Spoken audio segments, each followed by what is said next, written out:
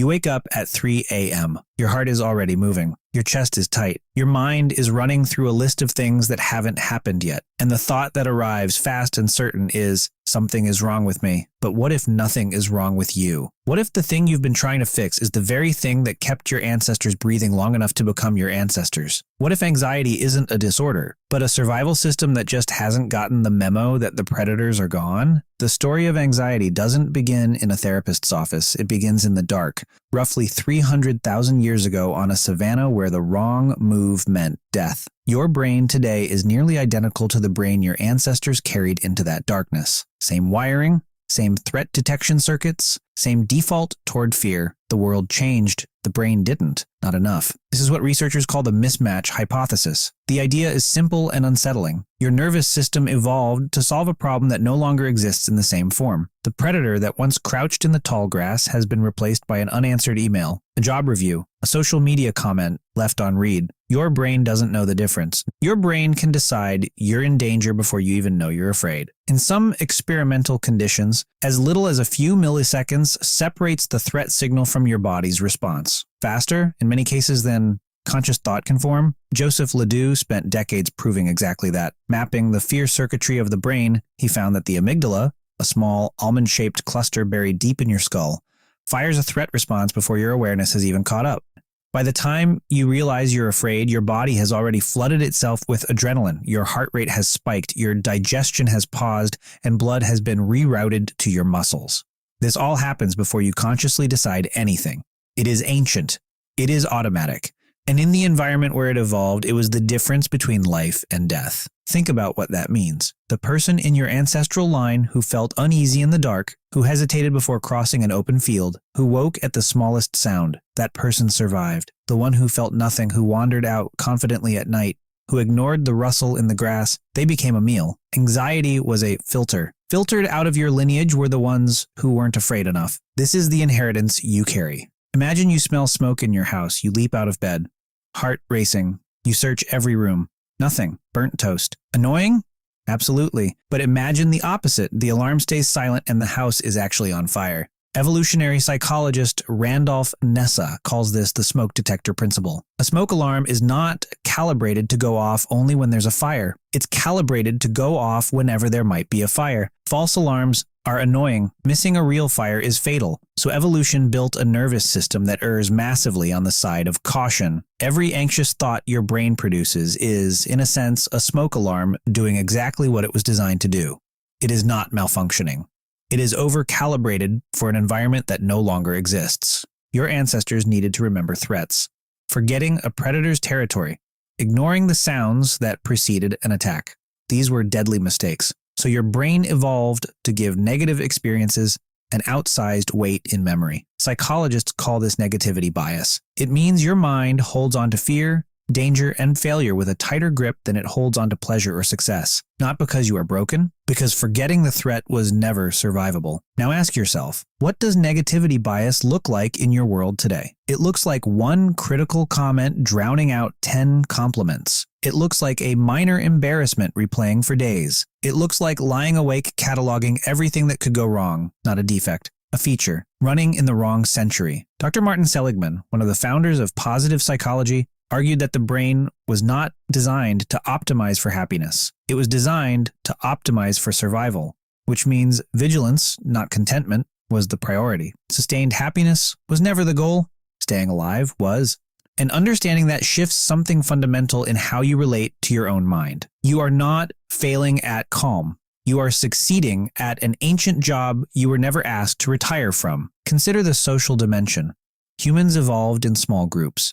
Belonging to the group was not optional. Exile from the tribe meant death. This made social rejection one of the most potent threats your nervous system knows. Brain imaging studies show that social rejection activates the same neural pathways as physical pain. Your brain processes being left out the same way it processes being hurt, because for most of human history, being left out was a path to being dead. So, your anxiety about what people think of you, your dread before a difficult conversation, the low hum of worry about whether you're liked, accepted, seen, that's not vanity. That's a survival system. In a world where exclusion from the group meant starvation or predation, The brain that obsessively monitored social dynamics was the brain that lived. You inherited it.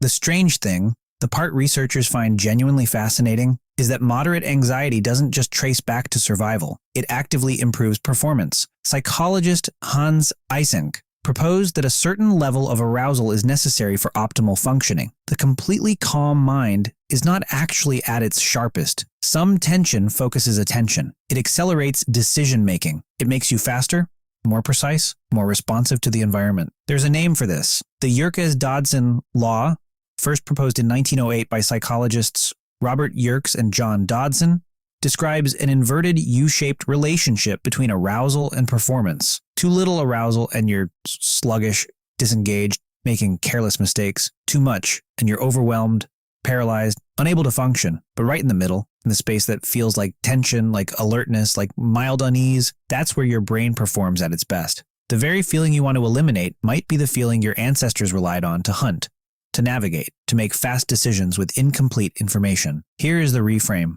Anxiety is not the presence of something wrong. In many of its forms, it is the presence of a mind that takes the future seriously.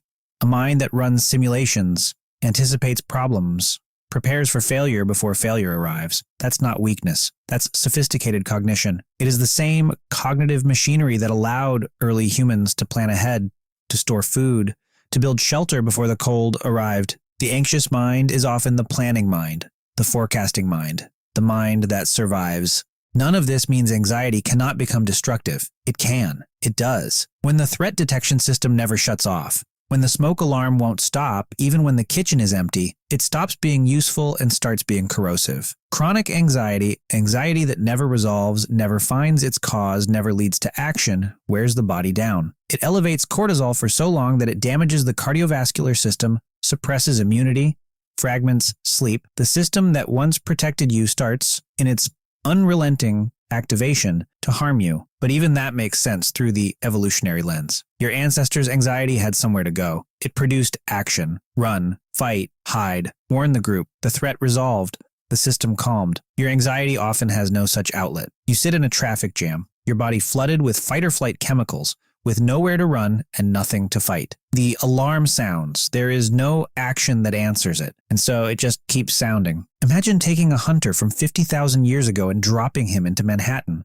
No lions, no predators, no famine, yet his heart would probably never slow down. Thousands of faces, endless noise, bright lights, constant uncertainty. To his brain, this city would feel more dangerous than the wilderness. That's not so different from what your brain is doing right now, running ancient threat detection software in a world it was never built to read. The researchers who study this don't recommend eliminating anxiety. They recommend understanding it, locating it, asking it what it thinks it's protecting. Because the moment you stop treating anxiety as evidence that something is wrong with you and start treating it as information from a very old system doing a very old job, something changes. It doesn't disappear, but it stops being an enemy. It becomes, strangely, a kind of communication. You still wake at 3 a.m. Your heart is still moving. The chest is still tight. But now you know this is not a malfunction. This is an inheritance. A brain that refused to die. A nervous system that passed through every extinction, every famine, every predator, every war your ancestors survived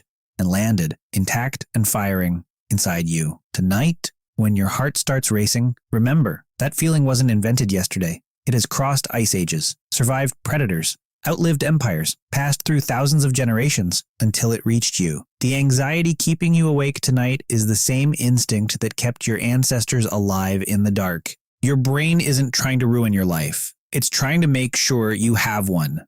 If this changed the way you see the world, or yourself, subscribe, because every Friday we uncover another story hidden in history, science, and the human mind. Until next Friday, stay curious.